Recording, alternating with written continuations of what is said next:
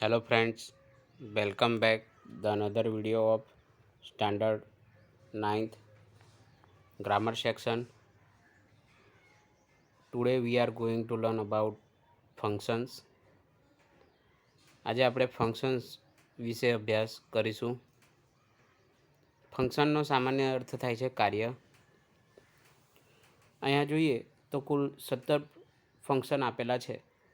એ 17 ફંક્શનનો અભ્યાસ કરીશું અને એક્ઝામલક્ષી તૈયારી પણ એમાંથી કરીશું. તો પહેલું ફંક્શન જોઈએ, એક્સપ્રેસિંગ ઇમોશન, એટલે કે ભાવના દર્શાવવા. માણસ એ અલગ અલગ પ્રકારની ભાવના વ્યક્ત કરે છે. અલગ અલગ ભાવ એનામાં પેદા થાય છે, જેમ કે ગુસ્સો થવું, ઉદાસ થવું, ખુશ થવું, આ બધા જે છે, આશ્ચર્યચકિત થવું, ડર અનુભવવો, આ બધા જે ભાવ છે એ અવારનવાર એ વાતચીતમાં દર્શાવે છે અને તેના અંગ્રેજી શબ્દો પણ હોય છે. તો અમુક એવા જે વાક્યો છે જે ભાવના દર્શાવતા હોય, એવા શબ્દો હોય કે જેનાથી ભાવ દર્શાવાતા હોય. તો એવા શબ્દો કયા? તો એ તમે સ્ક્રીન ઉપર જોતા હશો. Joy, sadness, excitement, pity, regret, surprise, fear, anger, disgust, આ બધા શબ્દો છે. અલગ અલગ ભાવ દર્શાવવા માટે અલગ અલગ શબ્દોનો ઉપયોગ થાય. જ્યારે પણ આના લગતા પ્રશ્નો પૂછવામાં આવશે ત્યારે એક્સપ્રેસિંગ ઇમોશન એવું તો લખેલું જ હશે, અને કોઈક વાર કૌંસમાં એવું પણ લખેલું હોય કે જોય, સેડનેસ.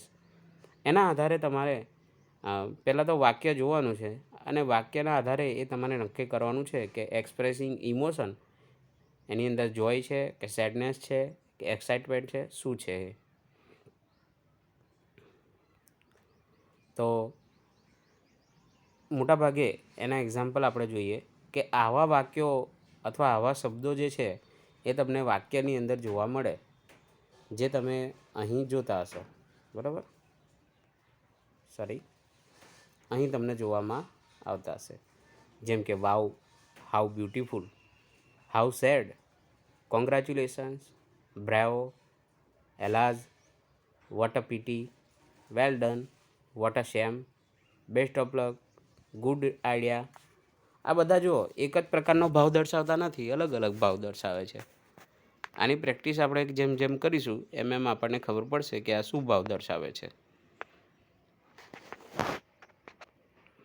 આગળ જઈએ. હવે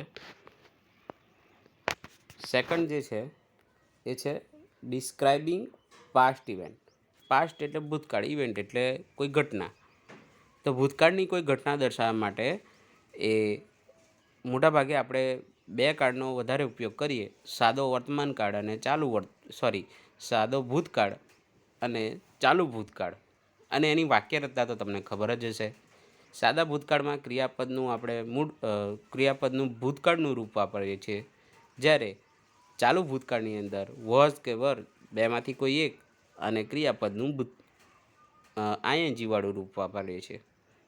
તો તમે અહીંયા ધ્યાનથી જુઓ તો આ ચાર જે વાક્યો છે એ જ સૂચવે છે. We went for a walk yesterday. અમે ગઈકાલે ચાલવા માટે ગયા હતા. દે વિઝિટેડ સાપુતારા લાસ્ટ યર. તેઓએ ગયા વર્ષે સાપુતારાની મુલાકાત લીધી હતી. આ ક્રિયાઓ કેવી છે? પૂરી થઈ ગઈ છે, સાદો વર્તમાન કાળને લગતી છે. જ્યારે બાકીની જે બે ક્રિયાઓ હવે રહી, Minal was watching TV. Minal TV જોઈ રહી હતી. The children were shouting in the class. બાળકો વર્ગમાં બૂમો પાડી રહ્યા હતા. તો આ ક્રિયાઓ શું દર્શાવે છે? ચાલુ ભૂતકાળ દર્શાવે છે, કે જે વખતે આ ક્રિયા થઈ ત્યારે આ ક્રિયા એ ચાલુ હતી એમ. બરાબર. તો ટૂંકમાં અહીંયા તમે જે ડાર્ક કરેલા જે શબ્દો દેખાય છે, went, visited, was watching, were shouting, એ જે છે ને એ પાસ્ટ ઇવેન્ટ દર્શાવે છે, એટલે કે ભૂતકાળની કોઈ ઘટના દર્શાવે છે. એક્ઝામમાં આના લગતા જો કોઈ પ્રશ્ન પૂછાય તો પણ આપણે આવી રીતે વાક્યની અંદર જોઈ લેવાનું કે કોઈ ભૂતકાળનો શબ્દ છે. જો ભૂતકાળને લગતો શબ્દ હોય અને આપણને એવું આપ્યું હોય સામે કે ડિસ્ક્રાઇબિંગ પાસ્ટ ઇવેન્ટ, તો આપણે એના માટે એ જવાબ આપણે પસંદ કરવાનો. ડિસ્ક્રાઇબિંગ પ્રેઝન્ટ ઇવેન્ટ, ત્રીજું આવ્યું આપણે હવે ડિસ્ક્રાઇબિંગ પ્રેઝન્ટ ઇવેન્ટ, એટલે કે જેવી રીતે ભૂતકાળની ઘટનાઓ દર્શાવવામાં આવે છે એવી રીતે વર્તમાનકાળની પણ ઘટનાઓ દર્શાવવામાં આવે. અને એના માટે આપણે જેમ સાદા ભૂતકાળ અને ચાલુ ભૂતકાળનો ઉપયોગ કરતા હતા એવી રીતે સાદો વર્તમાનકાળ અને ચાલુ વર્તમાનકાળનો ઉપયોગ થાય છે. જો અહીંયા sings, tells, am doing, are playing, આ શબ્દ શું દર્શાવે છે? પ્રેઝન્ટ ઇવેન્ટ દર્શાવે છે. વર્તમાનકાળની કોઈ ઘટના એ દર્શાવે છે. ફોર્થ, સીકિંગ ઇન્ફોર્મેશન ઇન્ક્વાયરી,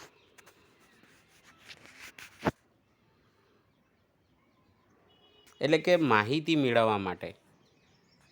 આપણે મોટાભાગે માહિતી મેળવવા માટે WH ક્વેશ્ચનનો ઉપયોગ કરીએ, જેમ કે who, what, why, when, where, which, બરાબર. તો એના દ્વારા આપણે કોઈ માહિતી મેળવી શકીએ છે. કે જો બીજા પણ આવા શબ્દો જે છે એના દ્વારા આપણે માહિતી મેળવી શકીએ છીએ. તો આવા જ્યારે WH ક્વેશ્ચનથી વાક્ય શરૂ થતા હોય મોટાભાગે, તો એ સીકિંગ ઇન્ફોર્મેશન એવું હોય, બરાબર, અથવા તો ઇન્ક્વાયરી શબ્દ હોય તો એ એને લાગુ પડતો હોય છે. એક્સપ્રેસિંગ એબિલિટી, હવે આપણે આ જોઈ રહ્યા છે એક્સપ્રેસિંગ એબિલિટી. એબિલિટી એટલે ક્ષમતા, કંઈ કાર્ય કરવાની તાકાત, શક્તિ, એને ક્ષમતા કહેવાય. હવે એ કરી શકતો હોય કે ના કરી શકતો હોય એ એની એબિલિટી કહેવાય.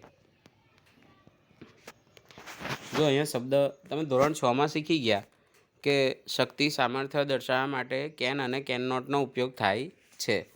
તો આ કેન અને કેન નોટ જે છે એ દર્શાવે છે કે આ કામ કરી શકે ને આ કામ ના કરી શકે. જેમ કે જો I can drive a car, હું ગાડી ચલાવી શકું છું. ત્રીજું જુઓ, Rahul can not climb a tree, Rahul ઝાડ પર ચડી શકતો નથી. તો આ એની શક્તિ કહેવાય, સામર્થ્ય કહેવાય, બરાબર, કે એ ચડી શકતો નથી, એ પણ તેની એક ક્ષમતા કહેવાય.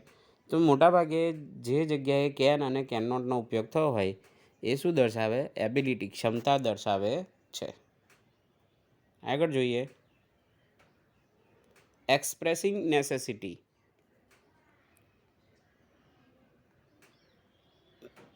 નેસેસિટી એટલે નૈતિક કર્તવ્ય. જો અહીંયા તમે વાક્યોમાં જોશો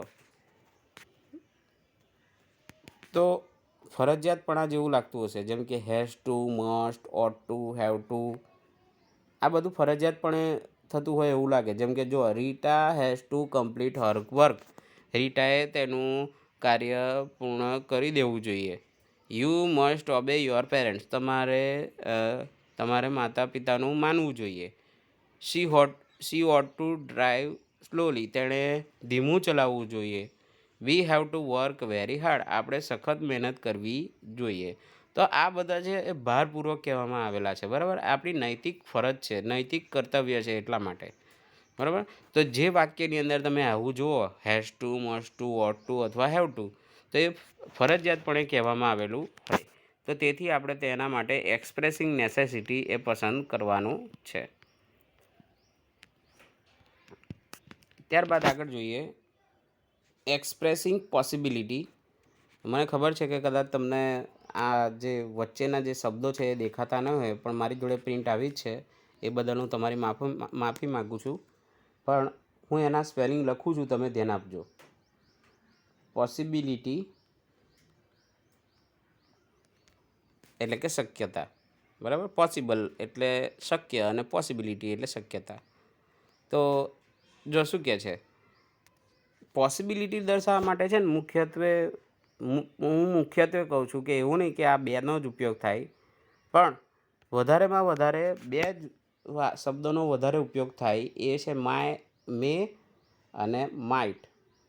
આ બંનેનો અર્થ થાય છે કદાચ, બરાબર. શક્યતા દર્શાવવા માટે, નજીકની શક્યતા દર્શાવવા માટે એવો ઉપયોગ થાય છે. કોઈક વાર કેન અને કુડનો પણ ઉપયોગ થાય છે. જો ઇટ માઇટ રેઇન ટુડે, આજે કદાચ વરસાદ પડશે. માઇટ શું દર્શાવે છે? શક્યતા દર્શાવે છે, કદાચ. પડશે જેમ કીધું? ના. બરાબર. The teacher might come late. શિક્ષક મોડા આવશે. શિક્ષક કદાચ મોડા આવશે. તો આ કદાચ શબ્દ જે છે એ શું દર્શાવે? શક્યતા દર્શાવે. મોડા જ આવશે એવું નથી કીધું. બરાબર.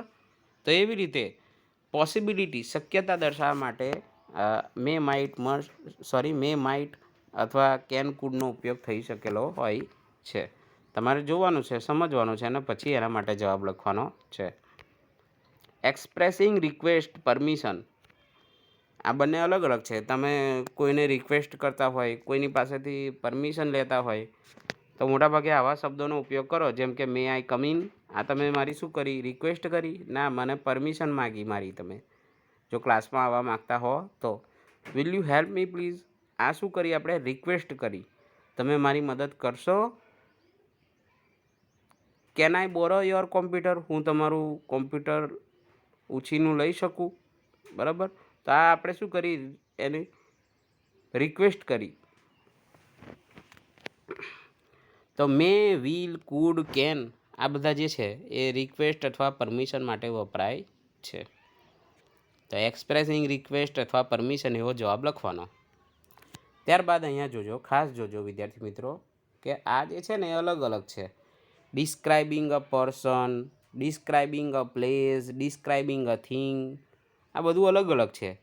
એટલે કોઈ વ્યક્તિ હોય, સ્થળ હોય કે વસ્તુ હોય એનું વર્ણન કરવાનું. ડિસ્ક્રાઇબ એટલે વર્ણન કરવું. જો હું તમને એક એક સમજાવું. પહેલું જુઓ, મોટું ઇઝ અ ફેટ બોય. મોટું જાડો છોકરો છે. આપણે એમ કહો કે મોટું ઇઝ અ બોય, તો બંનેમાં ફરક પડત ને, કે મોટું છોકરો છે. અહીંયા આપણને એ છોકરો જે છે મોટું એ કેવો છે એ દર્શાવ્યું. એનું એડજેક્ટિવ આપેલું છે ફેટ. તો એ પર્સન, વ્યક્તિ જે છે એનું વર્ણન કર્યું. બરાબર. કે છોકરો કેવો છે? તો કે જાડો છે. મોટું ઇઝ અ ફેટ બોય. મોટું જાડો છોકરો છે. તો આ ફેટ શબ્દ શું દર્શાવે? Describing person. એવી રીતે second, Talaja is a small town. અહીંયા તમે જોશો તો ટાઉન એટલે શહેર. અહીંયા બે સ્થળના નામ આપી દીધા છે, પ્લેસ. એના માટે સ્મોલ શબ્દ વાપર્યો. એટલે એ શું કર્યું? ડિસ્ક્રાઇબ કર્યું. આ સ્થળ જે છે એને ડિસ્ક્રાઇબ કર્યું કે નાનું શહેર છે. તળાજા એ નાનું નગર કે શહેર છે. તો આ શું કર્યું? એ સ્થળ વિશે એનું વર્ણન કર્યું કે નાનું છે એમ. ત્યારબાદ third, that is a red rose. હવે આ રોઝ એ આપણે થિંગમાં લઈ લઈએ, કોઈ વસ્તુમાં લઈ લઈએ. એ કેવું છે? તો કે લાલ છે. આ લાલ એ શું દર્શાવ્યું? તો એનું વર્ણન કર્યું. એ કેવું છે? તો કે લાલ છે. તો ડિસ્ક્રાઇબિંગ થિંગ આવે. કોઈ વસ્તુ વિશે વધારે માહિતી આપી એમ.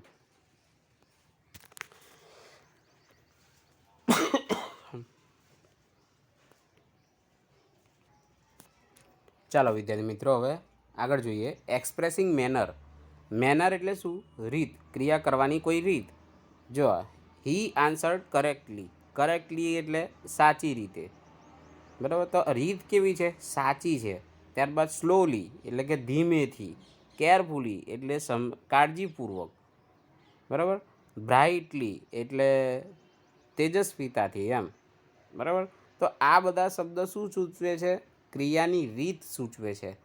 બરાબર. આ તમારે ધ્યાનમાં રાખવાનું છે.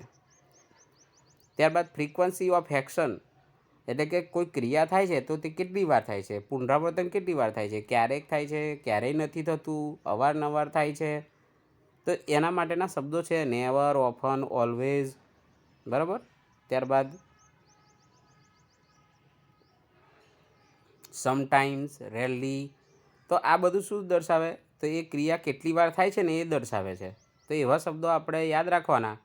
અને જ્યારે પણ એના માટે લખવાનું થાય તો આપણે વિચારીને લખવાનું કે હા, કે આ જે છે એ ફ્રીક્વન્સી ઓફ એક્શન દર્શાવે છે. ત્યારબાદ જુઓ, એક્સપ્રેસિંગ કોન્ટ્રાસ્ટ એટલે કે વિરોધાભાસ. બે આપણે આગળ શીખી ગયા. ધોગ, ઓલધોગનો ઉપયોગ શીખી ગયા. મોટાભાગે વિરોધાભાસ દર્શાવવા માટે ધોગ, ઓલધોગ અને બટનો જ ઉપયોગ થાય છે. જેમ કે જુઓ, પહેલું જુઓ, આઈ વર્કડ હાર્ડ, આઈ ફેલ્ટ. બરાબર, એના આગળ ધોગ લગાવ્યું કે ધોગ અને ઓલધોગનો અર્થ શું થાય? છતાં પણ. અને બટનો અર્થ થાય પણ, કે મેં સખત મહેનત કરી છતાં પણ હું નિષ્ફળ રહ્યો. બરાબર, તો એણે મહેનત વધારે કરી પણ એ નિષ્ફળ રહ્યો. આ બે વાક્ય વચ્ચે કેવું થયું? વિરોધાભાસ થયો. Although he is poor he is happy. તે ગરીબ છે છતાં પણ તે ખુશ છે. મોટાભાગે ગરીબ લોકો કેવા હોય? દુઃખી હોય. તો અહીંયા તમે જોશો કે બે વાક્યો વચ્ચે કેવો છે? વિરોધાભાસ છે. Tarla ran fast but she missed the bus. Tarla ઝડપથી દોડી પણ તેણે તેની બસ એ ગુમાવી દીધી, તેને હાથમાં આવી નહીં. તો આ રીતે એ વિરોધાભાસ દર્શાવવા માટે આપણે ધોગ, ઓલધોગ અને બટનો ઉપયોગ કરીએ છીએ. જ્યારે આપણે આવા શબ્દો જોઈએ વાક્યની અંદર તો એક્સપ્રેસિંગ કોન્ટ્રાસ્ટ એવું આપણે લખવાનું છે. ત્યારબાદ એક્સપ્રેસિંગ અલ્ટરનેટિવ્સ. અલ્ટરનેટિવ્સ એટલે વિકલ્પ, એક વસ્તુના અથવા બીજો વિકલ્પ. યાદ રાખજો વિદ્યાર્થી મિત્રો, હંમેશા વિકલ્પ દર્શાવવા માટે ઓર, આઈધર ઓર અને નકાર વાક્ય દર્શાવવા માટે નાઈધર નોરનો ઉપયોગ થાય છે. જો you may sit here quietly or leave. તમે અહીં શાંતિથી બેસો અથવા જઈ શકો. જો શાંતિથી ના બેસવું હોય તો જઈ શકો. I will have either T or coffee. હું ચા અથવા કોફી લઈશ. અહીંયા ચા અને કોફી એમ નથી કીધું, બેમાંથી કોઈ એક કીધું. બરાબર, તો બે વસ્તુનો વિકલ્પ જે છે એ અહીંયા દર્શાવેલો છે. Sachin can talk to me or my friend. Sachin મારી સાથે વાત કરી શકે અથવા મારા મિત્ર સાથે વાત કરી શકે. અથવાનો ભાવ દર્શાવ્યો છે. Jay will neither watch a movie nor go out and play.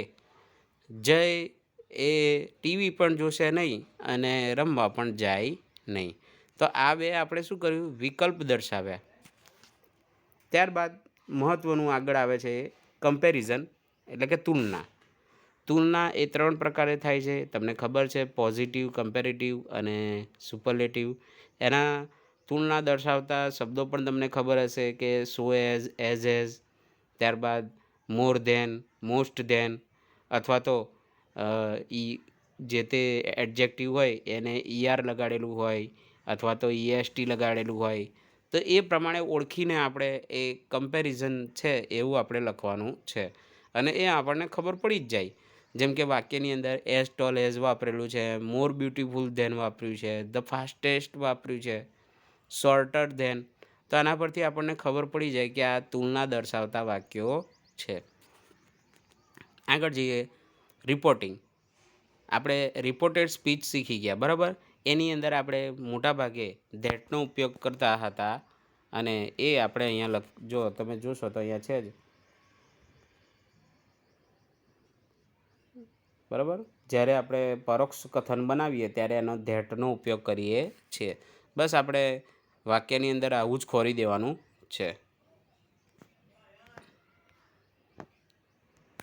કોઈક વાર આવું પણ આપેલું હોય, exclaimed with Joy, exclaimed with બીજું કંઈક આપેલું હોય, બરાબર. કોઈ પણ ભાવ આપેલો હોય તો એ પણ આપણે યાદ રાખીને લખવાનું છે. ત્યારબાદ 16 નંબરનું છે રિસ્પોન્સ, એટલે ક્રિયા, પ્રતિક્રિયાઓ, ઉત્તર. કોઈને આપણે માની લો કે કોઈએ આપણને પ્રશ્ન પૂછ્યો તો આપણે એનો જવાબ હા, ના, ગમે તે રીતે આપવાના તો છે જ. તો એ આપણે એનો શું આપ્યો કહેવાય? રિસ્પોન્સ આપ્યો કહેવાય. જેમ કે જુઓ, યસ, શ્યોર, હા, ચોક્કસ, ઓફકોર્સ, વાય નોટ, કેમ નહીં, યુ આર વેલકમ, તમારું સ્વાગત છે, I am sorry but I am busy, મને માફ કરજો, હું વ્યસ્ત હતો, નો આઈ કાન્ટ, ના, હું ના કરી શકું. તો આ આપણે આપણને કંઈક પૂછ્યું હોય અથવા કંઈક કીધું હોય તો એના બદલામાં આપણે એને રિસ્પોન્સ આપ્યો હોય, આપણે પ્રતિક્રિયા આપી કહેવાય, ઉત્તર, જવાબ આપ્યો કહેવાય, બરાબર. તો આવા વાક્યો પણ ઓળખતા આવડવું જોઈએ.